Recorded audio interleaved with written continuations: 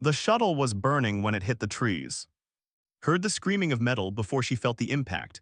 The world became fire and noise and spinning darkness. She was thrown against her harness so hard that her arms snapped like a dry branch. Then everything went quiet. She woke up to the smell of smoke and blood. The smoke was from the shuttle, the blood was hers. For a long moment she just lay there in the wreckage. Her crew was dead. She could see them, Captain Park with his chest crushed by a fallen beam, Engineer still strapped into her seat with her eyes open and empty. The pilot, Young, who had been so excited for his first deep space mission, was simply gone. The front of the shuttle had been torn away completely. Was the only one left. She crawled out of the broken shuttle because there was nothing else to do. Her left arm hung useless at her side, broken in at least 2 places. Burns covered her back where the fire had touched her. Every movement sent waves of pain through her body, but she kept moving. If she stopped, she would die. It was that simple. The planet was beautiful. That was the strange thing. Even through her pain, even through her grief, could see that this was a beautiful world. Massive trees rose hundreds of feet into a purple sky. Strange flowers glowed softly in the shadows. The air was thick and warm and smelled of growing things. It was also, according to her mission briefing, completely uninhabited. The briefing had been wrong. Stumbled through the jungle for nearly an hour before she found the valley.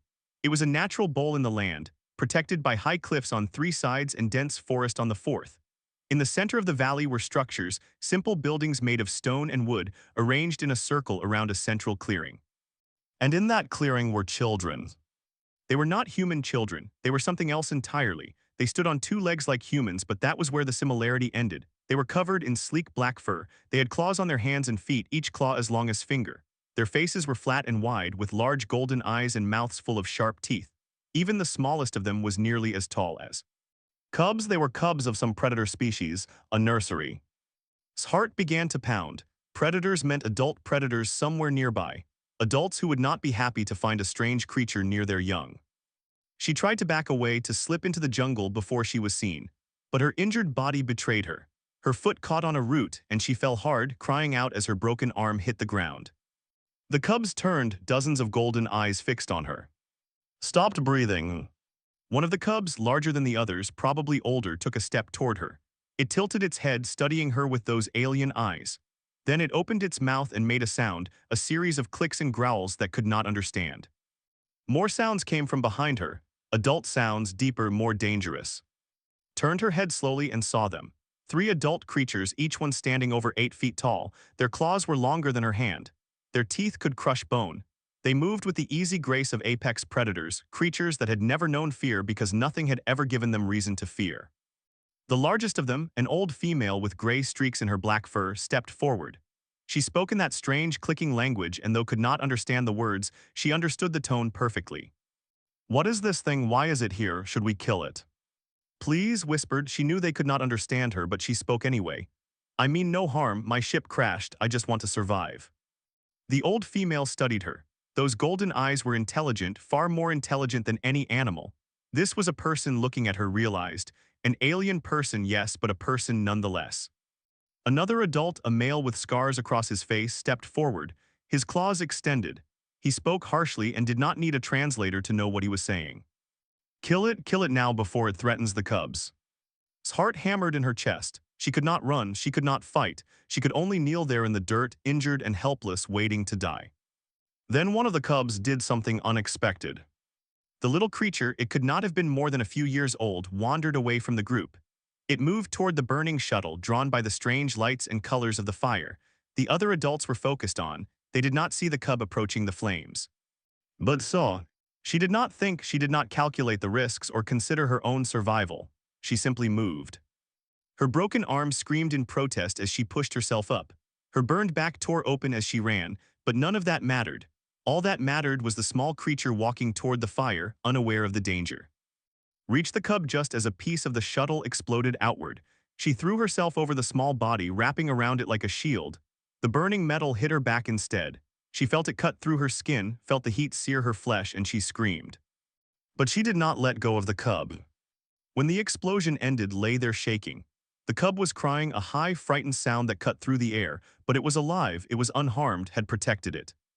She looked up to find all 3 adults staring at her. The male had stopped moving forward, his claws had retracted. Even he seemed stunned by what he had just witnessed. The old female spoke. Her voice was softer, now thoughtful. The male argued. He pointed then at the jungle, then at again. His meaning was clear. This creature is dangerous. This creature should die. This creature does not belong here. But the old female shook her head. She walked forward slowly, her massive form casting a shadow over his broken body. She knelt down and saw something in those golden eyes that she had not expected to see. Curiosity, respect, wonder. The female reached out with one massive hand and gently, so gently, took the crying cub from his arms. She passed the child to another adult, then looked back at. She spoke a single word, did not know what it meant, but she could guess. Stay. The male growled in protest, but the old female silenced him with a look. She called out, and two younger adults appeared. They lifted carefully, mindful of her injuries, and carried her toward one of the stone buildings. As darkness began to take her, heard the old female speak again. This time, another adult translated her words into broken, heavily accented human speech, learned perhaps from radio signals or old recordings. She protects, young not hers, this is, not prey, this is, something else. Closed her eyes, she was alive. She did not know for how long or what these creatures would do with her, but for now she was alive. And somewhere in the valley, a small cub with golden eyes was also alive, because a strange, soft, clawless creature had chosen to burn rather than let it die. They did not know what to make of the human, but they knew one thing for certain. She was not prey. 3 weeks passed in the Valley of Young. Learned the name of the place from the old female whose name was. The elder had taken it upon herself to teach the language, and though it was slow and difficult work was learning, she had always been good with languages. It was why she had become in the first place. She wanted to understand other forms of life to bridge the gap between species. Now that skill might be the only thing keeping her alive. Her arm was healing. They had set the bones with surprising gentleness, using splints made from wood and leather. Her burns were another matter. They had become infected in the first few days and had nearly died from fever. But she had survived as she always survived, through pure stubbornness and the careful attention of. The male, whose name was, still wanted her dead. He made no secret of this. Every time walked through the valley, she could feel his golden eyes following her, watching for any sign of threat. He had argued against keeping her alive every single day since her arrival. She is weak, he said at the council meetings, understood enough now to follow the debates. She cannot hunt, she cannot fight, she cannot even run fast enough to escape. What use is she to us? She saved a cub, replied each time. She burned for a child that was not hers. This means something. It means she is foolish, growled, foolish prey, nothing more. But as the weeks passed, his arguments began to sound hollow, because was proving herself useful in ways that none of them had expected. It started with the berries. They were carnivores, they hunted for meat and ate little else. But the jungle was full of plants, and many of those plants were dangerous. Every year, curious cubs died from eating poisonous fruits or touching toxic flowers. It was simply part of life in the valley. Change that. She began testing the plants herself, rubbing small amounts on her skin to check for reactions, tasting tiny pieces to see if they caused illness. When she found something dangerous, she marked it with bright strips of cloth. When she found something safe or even helpful, she brought it back to the valley. She found a moss that stopped bleeding when pressed into wounds. She found a flower that eased pain when its petals were chewed. She found a root that brought down fevers and a bark that fought infection. They had lived on this world for 10,000 years, but they had never thought to use plants as medicine. They healed through strength and rest, or they died. There had never been another option. Gave them options. The cubs loved her. That was the strangest thing of all. These children were predators born with claws and fangs, trained from birth to hunt and kill. They should have seen as prey, weak, slow, helpless. Instead, they saw her as something wonderful. They called her who has no claws, and they fought over who got to sit beside her at meals. They brought her small gifts, pretty stones, interesting bones, flowers that had not killed them yet. They curled around her at night, sharing their warmth with her fragile human body. One cub in particular had attached himself to completely. His name was Bora, and he was the same cub she had saved from the fire on her first day. He followed her everywhere, watched everything she did, and growled at anyone who came too close. He had decided that belonged to him, and nothing could convince him otherwise. You have made a friend, observed one evening, watching Bora curl up its feet. Smiled, it still hurt to smile. Her face had been burned too, but she was learning to ignore the pain. He is a good child. He is a warrior's child, corrected. His father was the greatest hunter of his generation. He died fighting a pack of 3 seasons ago. Bora has been lost since then. Looked down at the sleeping cub. His small chest rose and fell with each breath. His claws, even at this young age, were sharp enough to cut stone, but right now, curled against her leg, he looked like any other child seeking comfort. "I know what it is like to lose someone," said quietly. She thought of Captain Park of Young. She thought of the family she had left behind on Earth, her mother, her sister, the niece she had never met. She would probably never see any of them again. Was silent for a long moment, then she spoke, her voice soft. "You are stronger than you appear. Human does not see it, but I do. The others are beginning to see it too." As if to prove her point, a young warrior approached the fire. His name was, and he had been assigned to watch during her first week in the valley. He had expected the job to be simple: guard the weak creature, prevent it from causing trouble, report anything suspicious. Instead, he had found himself watching something he could not explain. "I do not understand you," said, sitting down across from. His golden eyes reflected the firelight. "You have no claws, no fangs, no armor. By every measure of strength you should be dead, yet you survive." "Humans are good at surviving," replied. "We are not the strongest or the fastest. We cannot fly or breathe underwater or see in the dark, but we adapt, we learn, we find ways." "Ways," repeated. He looked at the bundle of medicinal plants beside, at the simple tools she had fashioned from wreckage, at the snares she had built to catch small game. "Your ways are strange, but they work." He was quiet for a moment, then asked, "Why did you save the cub? On your first day, you were injured, you were afraid, you should have been thinking only of yourself. Why did you throw yourself into fire for a child you did not know?" Considered the question, it was a good question and it deserved an honest answer. "Because I could not watch a child die," she said simply. "It does not matter whose child, it does not matter what species, a child is a child, and I could not watch one burn while I did nothing." Stared at her in the firelight, his face was unreadable. Then slowly he nodded. "You are not prey," he said. It sounded like an admission, something difficult for him to say. "I do not know what you are, but you are not prey." He stood up and walked away into the darkness, watched him go, then turned to find smiling. "He is beginning to understand," the old female said. "It will take time, change always takes time, but you are teaching them something, something they have never learned before."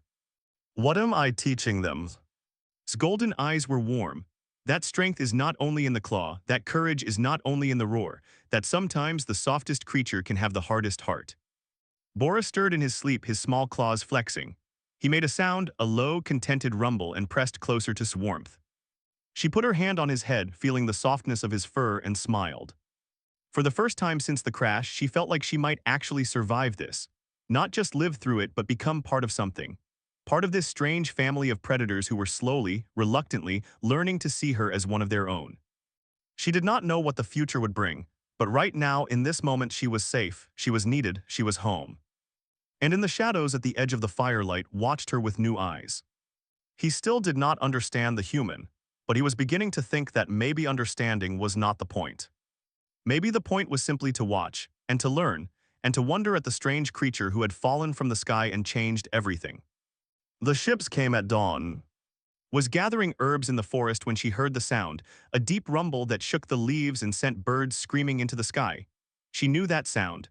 She had heard it once before when her own shuttle had torn through the atmosphere. Ships, multiple ships, and they were not crashing. They were landings. She ran back to the valley as fast as her healed legs could carry her. By the time she reached the edge of the trees, she could see them, 3 massive vessels descending through the purple clouds, their engines leaving trails of black smoke. These were not exploration ships. These were not rescue ships. These were raider ships. The had found the valley. Had heard stories about the during her training. They were cybernetic slavers, pirates who roamed the outer systems looking for valuable cargo. They especially prized the young of warrior species, children who could be trained and modified and sold as pit fighters in the underground arenas of 100 worlds. Cubs would be worth a fortune. The ships landed at the far end of the valley, crushing trees and sending waves of dust into the air. Before the dust had settled, hatches opened and soldiers poured out. They were armored in black metal, their bodies modified with weapons and shields built directly into their flesh. Their eyes glowed with artificial light. Was already organizing the defense. The old female had never looked more terrifying, her fur standing on end, her claws fully extended, her voice a roar that echoed off the valley walls. She directed the younger adults into position, creating a wall of flesh and claw between the raiders and the nursery. "Get the cubs inside," she shouted. "Seal the doors, no one enters the nursery." The cubs were crying, their small voices raised in terror. The caretakers herded them toward the central building, pushing and pulling the frightened children through the stone doors. saw little Bora looking around wildly, searching for her. He screamed, "YUNA." She wanted to go to him. Every part of her wanted to run to the nursery and hold him to tell him everything would be okay. But she knew the truth. Everything would not be okay, not unless someone stopped the raiders. The first wave of soldiers hit the line like a metal storm. They had plasma weapons that burned through fur and flesh. They had shields that deflected claws and fangs. They were faster than they should have been, their cybernetic enhancements pushing their bodies beyond natural limits. And they were experienced. They had done this before on 100 different worlds against 100 different species. Fought like a demon, she tore through 3 soldiers before a plasma bolt caught her in the leg. She went down and saw her struggling to rise, saw the blood pouring from the wound. Was already dead. The male who had wanted killed had died protecting the eastern approach, taking 7 raiders with him before a blade found his heart. Even in death, his face was twisted in a snarl. Was still fighting. The young warrior had positioned himself at the nursery entrance and nothing was getting past him. His claws flashed like lightning, his fangs dripped with enemy blood, but he was tiring. A plasma bolt had caught his shoulder and his right arm hung limp at his side. As watched, another bolt hit him in the chest. Fell backward through the nursery door, he did not get up. The raiders moved toward the entrance. 10 of them, maybe more, their weapons raised and their artificial eyes gleaming with triumph. They had broken the defense. The cubs were theirs for the taking. Looked down at her hands, small hands, soft hands, hands without claws.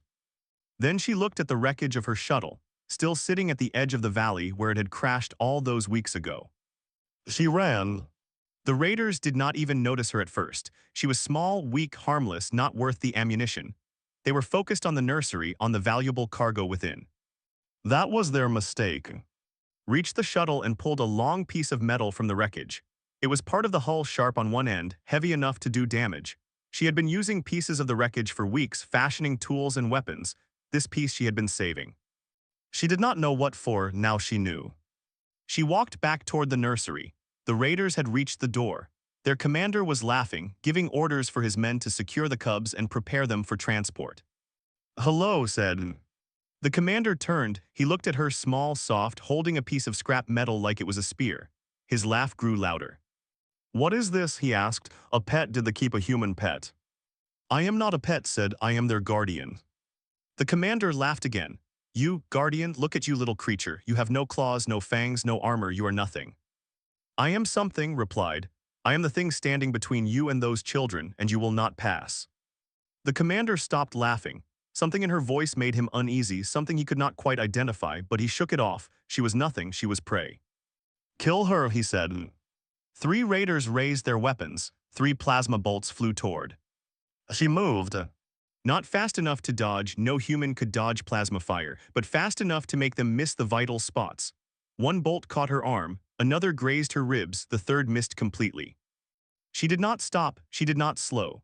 She threw herself at the nearest raider and drove her makeshift spear through the gap in his armor, right where the neck met the shoulder. He went down. The others turned, surprise in their glowing eyes. This creature should have been dead. This creature should have been cowering, crying, begging for mercy. Instead, this creature was fighting. Pulled her spear free and attacked again. She was not stronger than them, she was not faster, she was not better armored or better armed. But she had something they did not have. She had absolutely nothing left to lose. The fight became a blur of blood and fire. Used every trick she had learned in the jungle, every skill she had developed during her weeks in the valley. She used the debris as cover, the walls as shields, the raiders' own arrogance against them. When her spear broke, she picked up a fallen blade. When the blade was knocked away, she used her fists, her teeth, her nails. They shot her in the legs, she kept fighting. They shot her in the stomach, she kept fighting. They stabbed her in the back, and she turned and bit out the throat of the raider who had done it. One by one they fell, one by one the raiders died, and still would not stop. The commander finally faced her himself. He was larger than the others, more heavily modified. His blade was as long as her arm. "What are you?" he demanded. Smiled, blood ran down her face, her body was broken and burning, but she smiled. "I am human," she said, "and we do not stop." She threw herself at him. The blade caught her in the chest, sliding between her ribs and piercing her heart.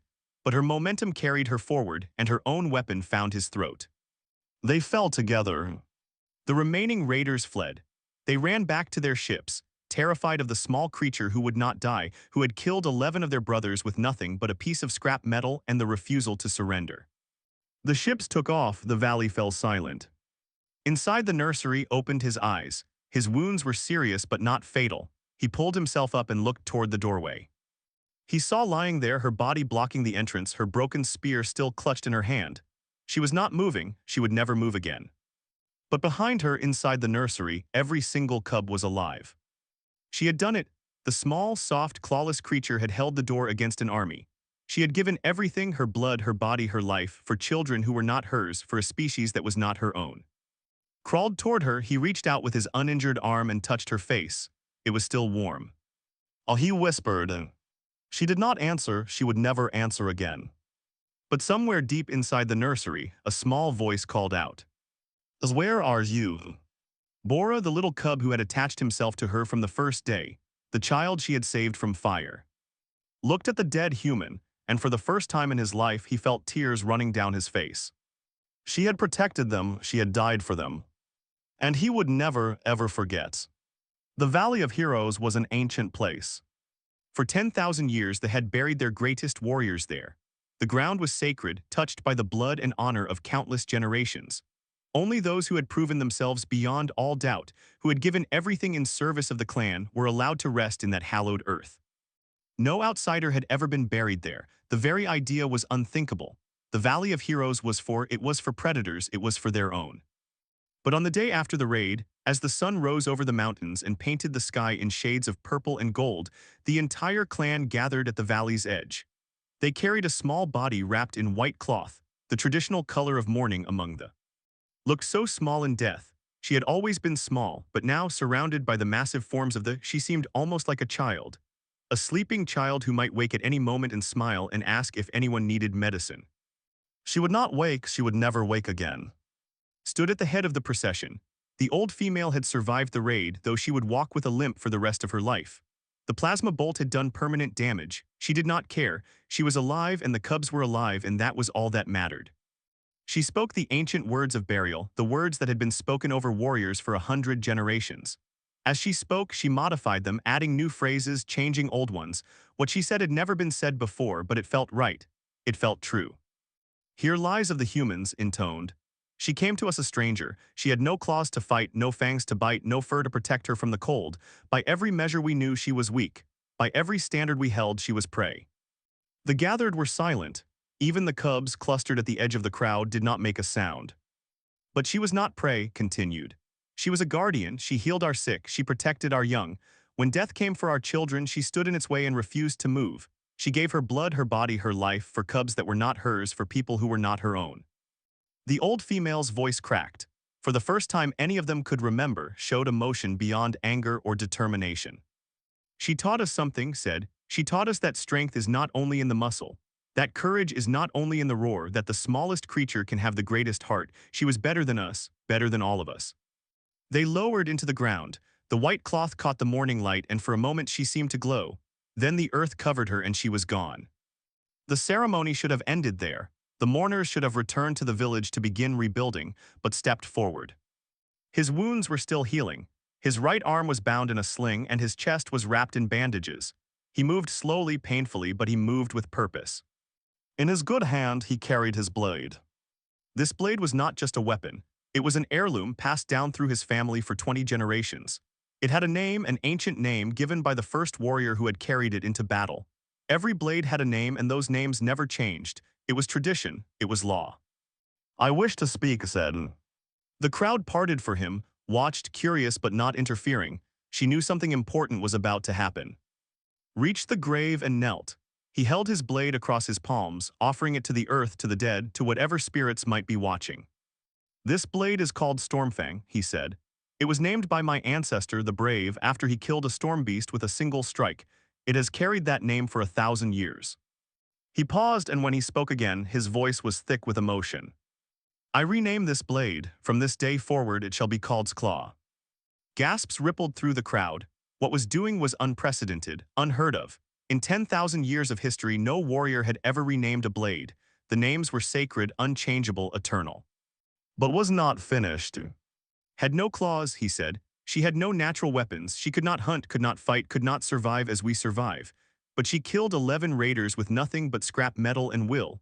She protected our children with her body. She died blocking the door. He raised his blade to the sky. I give my blade her name, I give my kills her honor. From now until I die, every enemy that falls to this weapon will know it was who struck them down, the clawless one, the guardian, the hero. The silence stretched, then slowly another warrior stepped forward. This was an older male from countless battles carrying a blade as old as. My blade is called Night Biter, he said. It was named by my great-grandmother, Sira the Silent. He paused, then lifted his weapon high. I rename this blade, it is now Claw. Another warrior moved, then another, then 10, then 20, then 100. One by one, every warrior in the clan came forward. Old and young, male and female, veterans and fresh fighters. They knelt its grave, they spoke the names of their blades, then they renamed them. All of them, every single one. As a claw. By the time the sun reached its highest point, there was not a single blade without her name. The entire tradition of blade naming, held sacred for 10,000 years, had been changed in a single morning. And no one objected, no one protested, because they all understood finally what had tried to teach them. Strength is not only in the claw. The cubs came last. Little Bora walked forward on unsteady legs, his golden eyes red from crying. He had not stopped crying since they told him that was gone. He did not understand death. He did not understand why she would not wake up, why she would not hold him anymore, why she would not smile and call him brave. He carried a small blade, a practice weapon given to cubs to learn the basics of fighting. It was not sharp enough to cut, it was not old enough to have a real name. But Bora did not care. My blade, he said, his small voice wavering, is called because was brave, because loved me, because. He could not finish. He fell to his knees beside the grave and the tears came again. Walked to him, the old female, powerful and ancient, knelt beside the crying child. She pulled him into her arms and held him while he sobbed. She did love you, said softly. She loved all of you, and she proved it in the only way that truly matters. Bora looked up at her, his face wet. Will I ever see her again? Was silent for a long moment, then she pointed at the blade in Bora's hand. Every time you draw that weapon you will see her, she said. Every time you protect the weak you will feel her. Every time you stand against the darkness and refuse to move she will be standing with you. That is what it means to carry her name. That is what it means to be her claw. Bora looked at his blade. It was small and dull and barely sharp enough to cut bread. But in his eyes in that moment, it was the most powerful weapon in the world. As a claw, he whispered, and the sun began to set. The mourners slowly departed, returning to the village to begin the long work of healing, but remained. He stood at the grave until the stars came out, until the moons rose, until the night wrapped around him like a cold blanket. He looked at the fresh earth, at the small stone they had placed to mark the spot. Then he knelt and pressed his blade's claw into the ground. I will not forget, he promised. None of us will forget. And when my children's children ask why their blades bear a human name, I will tell them. I will tell them about the stranger who fell from the sky, the healer, the guardian, the one who proved that the smallest creature can change the world. He stood and walked away into the darkness. Behind him, rested in the Valley of Heroes, surrounded by the greatest warriors they had ever known. She was the smallest of them all. She was the greatest. 50 years had passed since the day the sky burned. The galaxy had changed in those 50 years. New alliances had formed and old empires had fallen. Ships traveled between stars that had never been visited before. Species that had never met learned to trade, to fight, to live together in the vast darkness of space. They had changed most of all. They were still predators, they were still fierce, still proud, still capable of violence that could shake worlds. But they were something more now. They had become protectors, guardians, defenders of those who could not defend themselves. No one knew exactly when the change had started. Some said it began with a single warrior renaming his blade. Others said it began earlier, with a strange creature who fell from the sky and taught them to see strength in new ways. But everyone agreed on what they had become. They were the shields of the galaxy, the hunters of slavers, the guardians of the young. When they returned 10 years after the raid on the Valley of Young, they found a very different enemy waiting for them. They had built warships. They had forged alliances with other species. They had developed technologies that turned their natural advantages into something truly terrifying. They did not survive the encounter. None of them did. They hunted them across the stars from system to system until the last slaver ship was nothing but ash and memory. The cubs they had been saving were freed. Thousands of children from dozens of species taken from their homes and families, they returned every single one. And when those children asked who had saved them, the warriors answered with the same name they always gave. Skla freed you, Skla brought you home. The human name had become a legend. It was carved into the hulls of battleships. It was etched into the walls of nurseries. It was whispered by children across 100 worlds, a prayer for protection, a promise of hope. And on every blade, in every corner of their growing empire, human letters spelled out a single word: YUNA. Now, 50 years after her death, something remarkable was about to happen. The Galactic Council had finally made contact with humanity. It had taken decades for human explorers to reach the inner systems, for diplomats to establish relationships, for trust to be built between species that had never seen each other. But finally, after years of negotiation, a human delegation was being sent to meet The ambassador's name was. She was young for a diplomat, barely 30 years old, with dark hair and sharp eyes and a smile that had diffused a dozen potential conflicts. She had studied them carefully before accepting this mission. She knew they were predators, fierce and proud. She knew they had become powerful allies to many species. She knew they carried blades with human letters, though no one could explain why. What she did not know was the rest of the story. Her shuttle landed in the Great Valley where the capital had been built. Towers of stone and metal rose toward a purple sky. Gardens filled with glowing flowers lined the streets. And everywhere she looked, she saw massive, beautiful, terrifying creatures who moved with the grace of apex predators. They did not attack her, they did not threaten her. Instead, they stopped what they were doing and stared. An escort met her at the landing pad, an elderly male with gray in his fur and scars across his face. He moved slowly, but his golden eyes were bright with intelligence and something else, something she could not identify. "I am Bora," he said. "Of the clans, I will take you to the Great Hall." Followed him through the streets. As they walked, more and more gathered. They came out of buildings, down from towers, up from gardens. They lined the path in silence, their eyes fixed on with an intensity that made her nervous. "They seem very interested in me," she said carefully. Bora smiled. It was a strange expression on a predator's face, human almost. They have been waiting for this moment for 50 years. Waiting for what? For you, for any of you, for someone from her species to finally arrive. Frowned. Her species, I do not understand. Bora did not answer. He simply kept walking, leading her toward the Great Hall. The hall was enormous, a vast space of stone and crystal, lit by windows that let in the purple light of the alien sun. At the far end was a throne of black metal, and behind the throne, mounted on the wall, was something that made stop dead. It was a spear, a crude thing made of scrap metal, clearly fashioned by hand rather than by machine. It was old and battered and stained with something dark. Blood, she realized, ancient blood. Below the spear, carved into the wall in letters 10 feet tall, was a single word. YUNA. I do not, began, but she did not get to finish. Every in the hall, and there were hundreds of them, knelt. They dropped to their knees in a single motion, like a wave breaking against a shore. Their heads bowed, their claws pressed against the floor, and one by one they drew their blades and laid them at her feet. Looked down at the weapons. Each one was different, some old, some new, some simple, some decorated with jewels and precious metals. But every single blade bore the same marking. YUNA. She looked up at Bora. The old was kneeling too, his head bowed, his blade on the ground before him. We do not know if you are of her blood, he said. But you are of her kind, you are human, and that is enough. His heart was pounding. Who was she? What did she do? Bora raised his head. His golden eyes, the same eyes that had watched die, that had cried tears he had not known he possessed, were bright with memory. She was a guardian, he said. She came to us from the sky, broken and burned. She healed our sick. She protected our young. When enemies came for our children, she stood in the doorway and refused to move. She killed 11 of them before they killed her.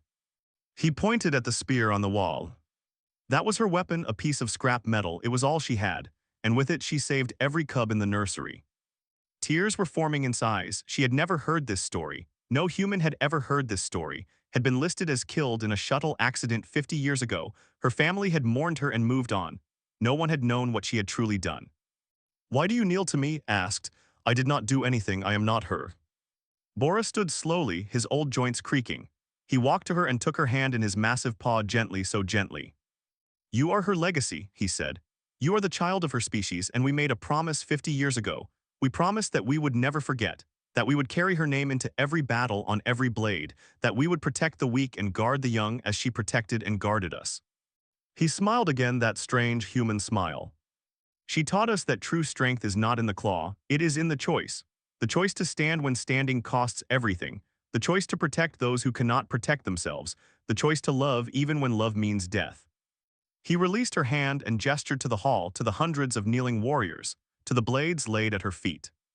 We are the children of, and as long as our species endures, her name will never die.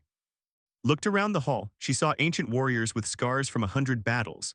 She saw young fighters with fire in their eyes. She saw the old and the young, the powerful and the humble, all united by a single name. Her name's name, a human name. She thought of the woman who had crashed on this world so long ago, according to the records, a scientist who loved to understand other forms of life. She had come here to study, she had stayed to protect, she had died to save children who were not her own. And in doing so, she had changed an entire civilization. I will tell, her family said, her voice was thick with emotion. I will tell them what she did, I will tell them that she is remembered.